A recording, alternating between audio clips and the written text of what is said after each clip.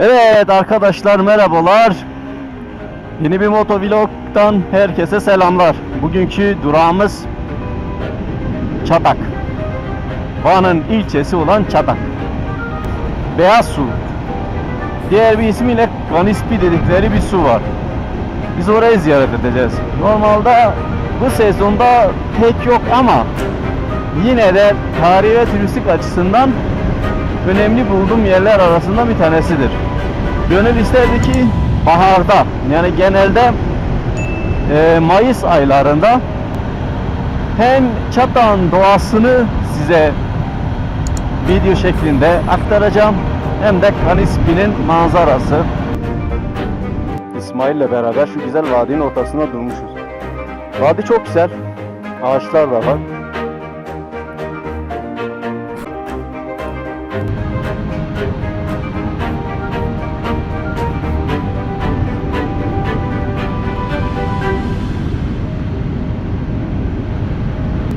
Suyun içinde, ağaçların içinde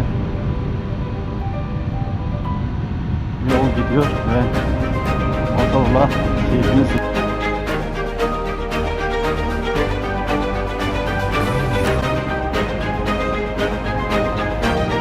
Manzaraya bakın arkadaşlar, efsane.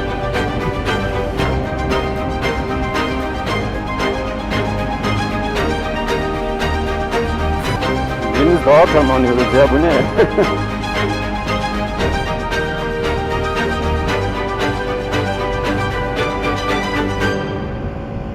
Vay anasına, aşağı bakın.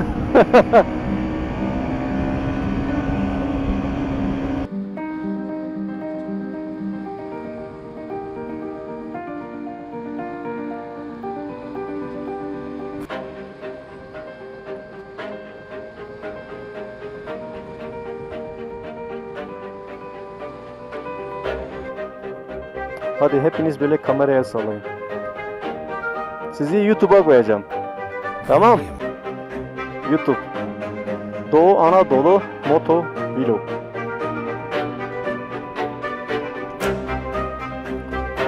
Şimdi size aşağıdaki doğayı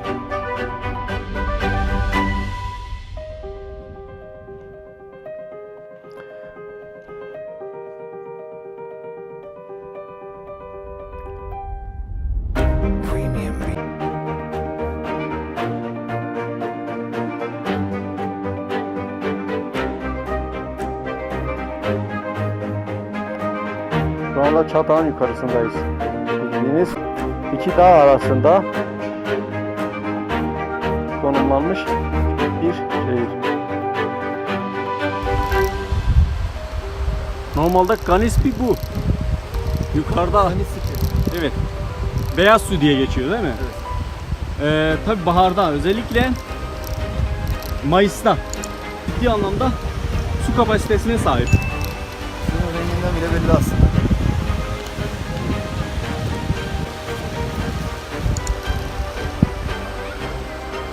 Çatak Kanispi. Ama su yok.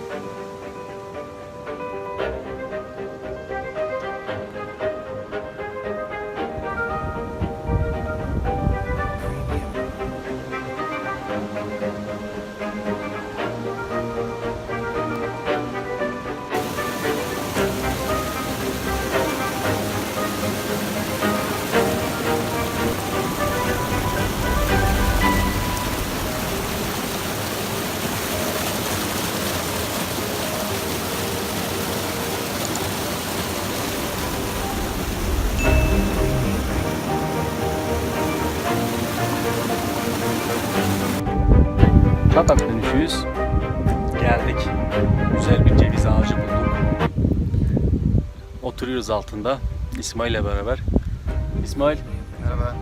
genel anlamda ne söylemek istersin bugünkü vlogumuz hakkında?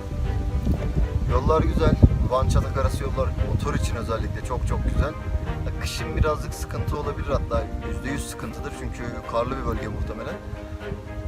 Yazın hangi mevsim olursa olsun motorla gelecekseniz her rüzgara dikkat etmeniz gerekir. Ama Mart-Nisan ayları gibi gelirseniz Çatak'a varmadan önce Kanisipi denilen bir beyaz su galiba anlamı bile. Kanispi şelalesi, beyaz su He? şelalesi, evet. Suyu karpuz çatlatan diyorlar. Bilmiyorum, ben daha önce hiç görmedim demeyeyim de hatırlamıyorum. Gelip orayı görmeniz gerekir. Buralara gelin. Van güzel. Tarihi ve turistik yerlerden bir tanesidir. Van'ın önemli tarihi ve turistik yerlerden bir tanesidir Kanispi. Zaten ben görüntülerde size gösterdim. Yani bugün bu sene Ağustos'un sonlarında su bulamadık. Ama genel anlamda doğası çok iyi. Doğasını beğendik. Tabii çay içiyoruz şimdi. Yanımızda ufak aparatifler var. Bizi takip etmeye devam edin. Doğu Anadolu Moto Vlog'un bir sürü sürpriz vlogları olacak. Video beğenip abone olmayı unutmayın. Hoşça kalın. İsmail'cim. Kendinize iyi bakın.